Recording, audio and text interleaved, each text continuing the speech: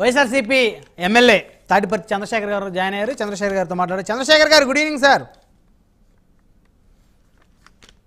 Good evening Brahmanaidu గారు, మీకు ప్యానెల్లో ఉన్నటువంటి పెద్దలు శివశంకర్ గారికి అలాగే పురుషోత్తం రెడ్డి గారికి ఇద్దరికి కూడా నా నమస్కారాలు. సో ఏపీ కేబినెట్ కీలక నిర్ణయాలు, సో ఆ నిర్ణయాలను శాసనసభ్యుడిగా స్వాగతిస్తున్నారా సార్? సార్, నిజంగా ఈ 3 నెలల నుంచి అనేక నిర్ణయాలు తీసుకుంటూనే ఉన్నారు. చాలా సంతోషం. పరిపాలనకు సంబంధించినటువంటి నిర్ణయాలు కూడా తీసుకుంటే బాగుంటుంది. కేవలం మీరు రాజకీయ నిర్ణయాలు తీసుకున్నట్టుగా ఉంటుంది తప్ప పరిపాలనని గాడిలో పెట్టడానికి, వ్యవస్థల్ని సక్రమంగా నడిపించడానికి, ప్రభుత్వం ఉంది అని ప్రజలకి తెలియడానికి, ప్రభుత్వం చేయవలసినటువంటి ప్రతి పనిని చేయడానికి కావలసినటువంటి నిర్ణయాలు తీసుకుంటే బాగుంటుంది. శ్వేతపత్రాల పేరుతోటి అబద్ధపు పత్రాలను ప్రచురిస్తూ వాటినే ప్రచారం చేయించుకుంటూ వారికి ఉన్నటువంటి పెంపుడు మీడియా వ్యవస్థల ద్వారా పదే పదే వైఎస్ఆర్ కాంగ్రెస్ పార్టీని నిందిస్తూ ఉన్నటువంటి శాఖల్ని మొత్తాన్ని నిర్వీర్యం చేస్తూ అధికారులకు వారి పోస్టులు ఇయ్యడానికి బేరసారాలు చేస్తూ సూట్ కేసు కొట్టు ఉద్యోగం పట్టు అనే విధంగా వారి యొక్క పరిపాలన సాగిస్తూ మళ్ళీ గత ప్రభుత్వంలో జరిగినటువంటి తప్పిదాల పేరుతోటి ఈ కేబినెట్ నిర్ణయాల వలన ప్రజలు కొరిగేదేముంది? పోలవరం మీద ఒక పెద్ద శ్వేతపత్రాన్ని రిలీజ్ చేశారు. శ్వేతపత్రాన్ని రిలీజ్ చేసినటువంటి ఈ పెద్దలు ఆ శ్వేతపత్రంలో ఏం చేశారు? వైఎస్ జగన్మోహన్ రెడ్డి గారు రివర్స్ టెండరింగ్ చేయడం వలన జరిగినటువంటి తప్పిదం వలన ఆ డయాఫ్రమ్ వాల్ కొట్టకపోయింది అన్నారు. ఏ వ్యవస్థనైతే ఈ తెలుగుదేశం పార్టీ ప్రభుత్వం నియమించిందో, ఏ నిపుణుల కమిటీ అయితే కేంద్ర ప్రభుత్వం రాష్ట్ర ప్రభుత్వం యొక్క సమన్వయంతో పనిచేసిందో, ఆ నిపుణుల కమిటీ వచ్చి చంద్రబాబు నాయుడు గారి ప్రభుత్వం తీసుకున్న తప్పిదాల వలనే ఈ యొక్క డయాఫ్రమ్ వాల్ కొట్టకపోయిందని చెప్పిన తర్వాత వారు నిన్నటి వరకు చేసినటువంటి ప్రచారం మొత్తం తప్పుడు ప్రచారం అని తేలిపోయింది. ఆ తర్వాత అప్పుల మీద, ఈ రాష్ట్రాన్ని అప్పుల కుప్పగా జగన్మోహన్ రెడ్డి గారు మార్చేశారని పదే పదే పదే పదే వారికి ఉన్నటువంటి పెంపుడు ఛానల్స్, పెంపుడు మీడియా వ్యవస్థల ద్వారా ఒక విష వర్షాన్ని ఈ రాష్ట్ర ప్రజల మీద కురిపించి ఆ వర్షపు నీటిలో గెలిచినటువంటి తెలుగుదేశం పార్టీ 14 లక్షల కోట్లు ఈ రాష్ట్ర అప్పు అని చెప్పినటువంటి ఇదే ప్రభుత్వం, కూటమి ప్రభుత్వం, సాక్షాత్తు అసెంబ్లీ సాక్షిగా గవర్నర్ గారి ప్రసంగంలో 10 లక్షల కోట్లు అని వారితో మాట్లాడించి గతంలో వారు చేసినటువంటి ప్రచారం 14 లక్షల కోట్లు అబద్ధం అని వారికి వారే నిరూపించారు.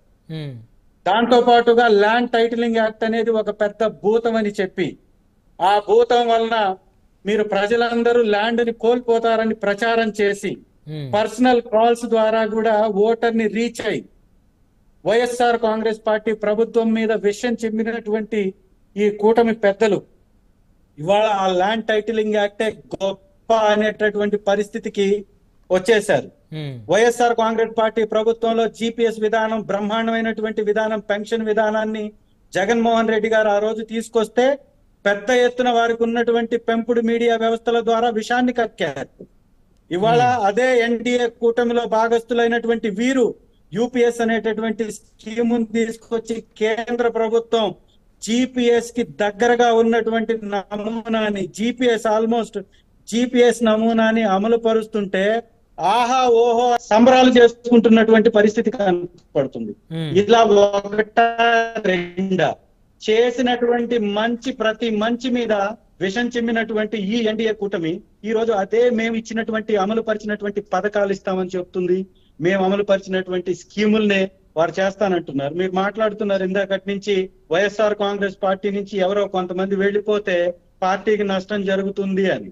సార్, వైఎస్ఆర్ కాంగ్రెస్ పార్టీ యొక్క పుట్టుక ఒక ఎమ్మెల్యేగా జగన్మోహన్ రెడ్డి గారు, ఒక ఎంపీగా జగన్మోహన్ రెడ్డి గారు, వారి తల్లి గారు ఎమ్మెల్యేగా మొదలైనటువంటి ప్రస్థానం ఈ రాష్ట్రాన్ని తిరుగులేనటువంటి మెజారిటీ తోటి గెలిపించి అధికారంలోకి వచ్చినట్టు ఆ చరిత్ర సృష్టించినటువంటి ప్రస్థానం వైఎస్ఆర్ కాంగ్రెస్ పార్టీ సొంతం. అంటే ఎక్కడ మొదలయ్యారో మళ్ళీ అక్కడికే వస్తున్నారా సార్? వినండి ప్లీజ్, దయచేసి కొంచెం సమయం ఇవ్వండి. తప్పకుండా. జగన్మోహన్ రెడ్డి గారు 5 సంవత్సరాల్లో వేరే పార్టీల నుంచి వచ్చినటువంటి వారిని మా పార్టీ కండవ కప్పి ఆహ్వానించలా. వారు మాకు మద్దతుదారులుగానే కొనసాగారు. మా పార్టీలోకి ఎవరిని మేము తీసుకొని మంత్రి పదవులకు కట్టబెట్టలా. ఎవరిని ఇతర పార్టీలో నుంచి వచ్చినటువంటి వారిని మేము అందరం ఎక్కించలా. ఈ పక్క రాష్ట్రాల్లో ఉన్నట్టుగా ఇతర పార్టీలో గెలిచిన వాళ్ళకి మంత్రి పదవులు కట్టబెట్టలేదు, లేదా వారిని తీసుకొచ్చేసి మళ్ళీ అదే పార్టీలో పోటీ చేయించుకోలేదు. చంద్రబాబు నాయుడు గారు, పవన్ కళ్యాణ్ గారు ఎలక్షన్స్ లో ఏం మాట్లాడారు సార్? వైఎస్ఆర్ కాంగ్రెస్ పార్టీలో ఉన్నటువంటి వాళ్ళందరూ దొంగలు అని మాట్లాడారు. ఈ నాయకుల్ని పవన్ కళ్యాణ్ గారు అయితే ఏకంగా వైఎస్ఆర్ కాంగ్రెస్ పార్టీలో పోటీ చేసినటువంటి ఎమ్మెల్యేలని, మంత్రుల్ని చొక్కాలిప్పి తన్నాలి అని చెప్పారు. అంటే వీళ్ళంతా దుర్మార్గులు, దుష్టులు, నీచులు, ఈ రాష్ట్రాన్ని రాబందులుగా పీకు తిన్నవారు అని మాట్లాడారు. ఇంకొక అడుగు కూడా ముందుకేశారు పవన్ కళ్యాణ్ గారు. జంపింగ్ జపాన్లకి మా పార్టీలో స్థానం ఉండదు అని చెప్పారు. మరి వీరిచ్చినటువంటి మాటలు, వీరు పలికినటువంటి మాటలు, వీరు చూపించినటువంటి సిద్ధాంతాలు ఆచరించడానికి కాదు, అమలు పరచడానికి కాదు, మేము ప్రచారం చేసుకోవటానికి మాత్రమే అన్నట్టుగా ఈ యొక్క జనసేన పార్టీ అధ్యక్షులు వారు విశాఖపట్నంలో కౌన్సిలర్లను 5గురిని చేర్చుకున్నారు. ఇవాళ వైఎస్ఆర్ కాంగ్రెస్ పార్టీలో నుంచి ఎవరెవరు వస్తారా అని ఎదురెదురు చూస్తూ ఉన్నారు. ఇప్పుడు వచ్చేటటువంటి వాళ్ళు బ్రహ్మాండులు, పునీతులు, పుణ్యాత్ములు అనే విధంగా మాట్లాడుతూ ఉన్నారు.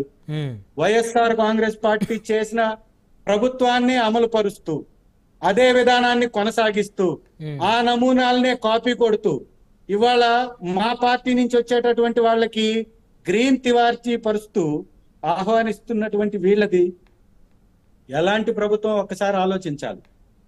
ఒక్క పథకాన్ని అమలు చేయడానికి ఈ 3 నెలల్లో వాళ్ళు అమలు చేసినటువంటి పథకం ఏది సార్? ఓన్లీ పెన్షన్ పథకం. దీనిలో కూడా 50 సంవత్సరాల వాళ్ళకి, బీసీలకి ఇస్తానన్నటువంటి పెన్షన్స్ యొక్క ఊసే లేదు. ఇది అమలు పరచడానికి 15,000 కోట్లు ఆర్బీఐ నుంచి అప్పులు చేశారు. 5,700 కోట్ల రూపాయలు జిఎస్టి నుంచి డబ్బు వచ్చింది. ఇదే పెన్షన్ కి ఇవ్వాల్సింది డబ్బుని మా ప్రభుత్వం దిగిపోయే కాలానికి ఆల్రెడీ ఖజానాలో ఉంచింది. ఎందుకంటే అది ఆ పథకాన్ని అమలు చేయాలని. 25,000 కోట్ల రూపాయలు ఖజానాలో ఉన్నా కూడా ఒక్క పథకాన్ని అమలు పరచడానికి తడబడుతున్నటువంటి ఈ ప్రభుత్వం మాపై నిందలు వేయడం, మాపై అవాకులు చవాకులు పేలడం అనేది వారికే చూడ్డానికి వినే వాళ్ళకి గాని విడ్డూరంగా ఉంటుంది. ఎమ్మెల్యే గారు, పట్టాదారు పాస్ పుస్తకాలపై జగన్మోహన్ రెడ్డి గారి పేరు తొలగించడాన్ని స్వాగతిస్తున్నారా, వ్యతిరేకిస్తున్నారా? ఇవాళ వీరేం చేస్తున్నారు సార్? వీరేం చేస్తున్నారు? ఈ రోజు ఒక రెవెన్యూ రికార్డుకు సంబంధించినటువంటి ఒక రసీదును తీసుకోండి మీరు. ఫస్ట్ రెవెన్యూ మంత్రి గారి ఫోటో ఒక సైడు, చంద్రబాబు నాయుడు గారి ఒక ఫోటో ఒకవైపు. ఏం సార్ మీరేమన్నా పుణ్యాత్ములా, లేకపోతే మీరేమన్నా దేవతా స్వరూపులా? మీరెందుకు వేసుకుంటున్నారు? ఆ రోజు మమ్మల్ని నిందించినటువంటి మీరు ఏ హక్కుతోటి మీరు వేసుకుంటున్నారు? ఇవాళ పేదవాడికి 5 రూపాయలు భోజనం పెట్టడానికి తీసుకున్నటువంటి అన్నా క్యాంటీన్ కి సంబంధించినటువంటి ఆ క్యాంటీన్ కి సంబంధించినటువంటి ప్లేస్ లో ఒకవైపున పెద్ద ఎత్తున 6x4 తోటి ఒక ఫోటో ఎన్టీఆర్ గారిది, 6x4 ఫోటో చంద్రబాబు నాయుడు గారిది. ఏం సార్ వీళ్ళు ఇళ్లలో నుంచి తీసుకొచ్చి ఇస్తున్నారా, లేక తెలుగుదేశం పార్టీకి సంబంధించినటువంటి, జనసేన పార్టీకి సంబంధించినటువంటి ఖజానాలో నుంచి ఏమన్నా దానికి ఇస్తున్నారా? తెలుగుదేశానికి సంబంధించిన పసుపు రంగు, జనసేనకి సంబంధించినటువంటి ఎరుపు రంగు వేసి ఇవాళ అన్నా క్యాంటీన్లను నడుపుతూ పెద్ద పెద్ద బొమ్మలు వేసుకొని పెద్ద పెద్ద గ్లాసులకి ఆ బొమ్మల్ని అతికించి ఎలాంటి నీతులు వల్లిస్తారు సార్? చెప్పేవేమో శ్రీరంగ నీతులు, దూరేవేమో ఆ గుడిసెల్లోకి దూరుతూ ఉంటారు. ఒక్కటంటే ఒక్కటి పథకాన్ని అమలు చేయలేనటువంటి అసమర్థ ప్రభుత్వం ఈ ప్రభుత్వం. దీనిలో ఎలాంటి సందేహం లేదు. పోయే వాళ్ళని పోనిస్తాం తప్ప బతిలాడుకోవాల్సిన అటువంటి అవసరం అయితే ఇంకోటండి.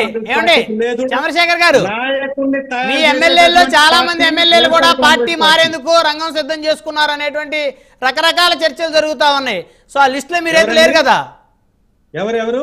వైఎస్ఆర్సీపీ ఎమ్మెల్యేలు ఇప్పుడు ఎవరైతే ఉన్నారో, గెలిచిన ఎమ్మెల్యేలు వారిలో కూడా చాలా మంది పక్క చూపులు చూస్తా ఉన్నారు. ఆల్రెడీ కొంతమంది మాట్లాడేసుకున్నారు, టీడీపీతో కొంతమంది మాట్లాడుకున్నారు, జనసేనతో కొంతమంది మాట్లాడుకున్నారు అని రకరకాల చర్చలు జరుగుతూ ఉన్నాయి. సో వారిలో మీరేం లేరుగా కదా. ఈ దేశంలో పెంపుడు మీడియా ఛానల్స్ ని కలిగి ఉన్నటువంటి, పెంపుడు మీడియా వ్యవస్థలను కలిగి ఉన్నటువంటి, పెంపుడు పత్రికలను కలిగి ఉన్నటువంటి ఈ కూటమిలో ప్రభుత్వంలోని పార్టీలు ఇలాంటి తప్పుడు ప్రచారాలు చేస్తూ ఉంటాయి. అంటే ఇప్పుడు మొన్నటిదాకా మీ పార్టీ రాజీనామా చేసిన వాళ్ళందరూ కూడా, మీ పార్టీ నుంచి రాజీనామా చేసిన వాళ్ళందరూ కూడా అవాస్తవమా? పార్టీలు మారరు. మీ పార్టీ నుంచి రాజీనామా చేస్తా ఉన్నారు కదా, అవి అబద్ధాలు కాదు కదా సార్. సో అవి చూసే వాళ్ళు ఇవి కూడా నిజం అనుకోవచ్చు సార్. చంద్రబాబు నాయుడు గారు గతంలో నోటుకి ఓటు కొనుగోలు చేస్తూ పట్టుబడ్డటువంటి ఉదాంతం ఈ ప్రపంచానికి తెలుసు. అది వారికి అలవాటైనటువంటి కార్యక్రమం.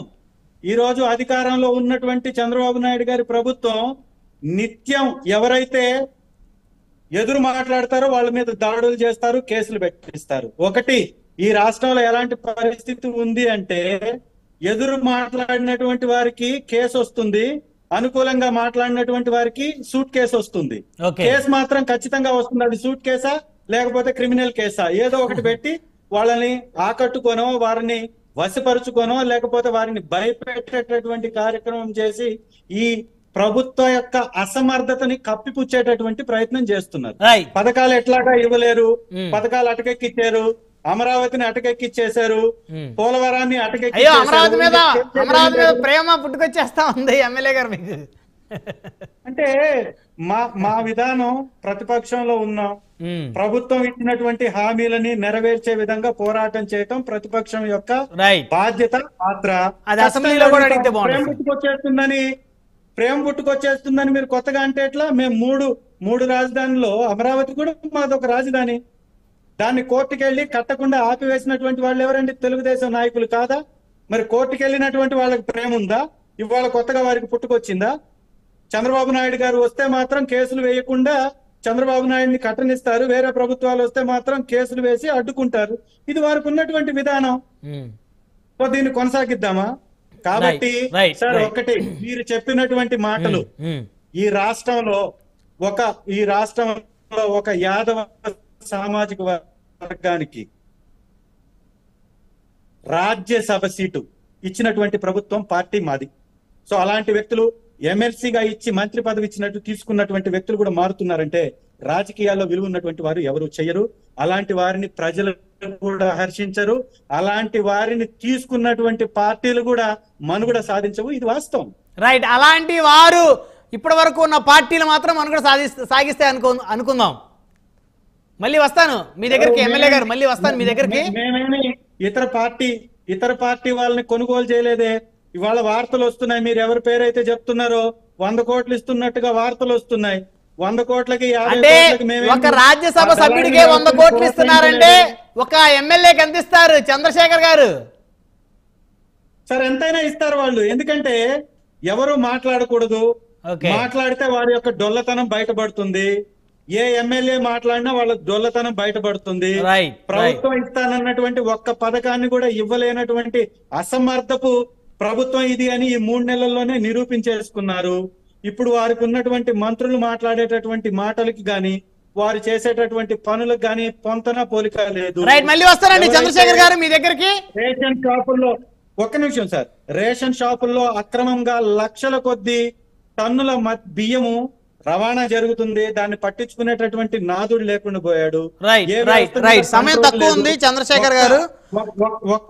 ఒక్క నిమిషం. ఒక్క డాక్టర్ మీద అత్యాచారం జరిగితే దేశం మొత్తం కూడా తిరగబడుతున్నటువంటి ఈ పరిస్థితిలో ఈ రాష్ట్రంలో జరుగుతున్నటువంటి మారణకాండ, ఈ రాష్ట్రంలో జరుగుతున్నటువంటి దమనకాండ, ఈ రాష్ట్రంలో జరుగుతున్నటువంటి నరమేధం హత్యాకాండని ఈ ప్రపంచం చూడట్లేదని మీరు అనుకుంటున్నారా? ఈ దేశం చూడట్లేదని మీరు అనుకుంటున్నారా? కొన్ని ఛానల్స్, కొన్ని మీడియా వ్యవస్థల్లో చూపించలేనంత మాత్రాన ఎవరికి తెలియదు అని అనుకుంటే తప్పండి. ఈ ప్రభుత్వం అతి కొద్ది సమయంలో విపరీతమైనటువంటి ఒక చెడ్డ అపఖ్యాతిని మూటగట్టుకుంది. ఇది వాస్తవం. రైట్, మళ్ళీ వస్తానండి ఎమ్మెల్యే గారు, దయచేసి ఆగండి, మళ్ళీ వస్తాను. శివశంకర్ గారు, సో కూటమి ప్రభుత్వం మీద వైసీపీ ఎమ్మెల్యే చంద్రశేఖర్ గారు చాలా ఆరోపణలు చేశారు. సో ఈ ప్రభుత్వం విఫలమవుతుంది కాబట్టి వీరు ప్రశ్నించేటువంటి గొంతులు ఏవైతే ఉంటాయో ఆ గొంతుల్ని కొనుగోలు చేస్తా ఉన్నారు అంటున్నారు. తాజాగా ఇప్పుడు ఎవరైతే మోపిదేవి వెంకటరమణ గారికి సంబంధించి 100 కోట్ల రూపాయలు డీల్ ఏదో జరుగుతూ ఉంది అనేటువంటి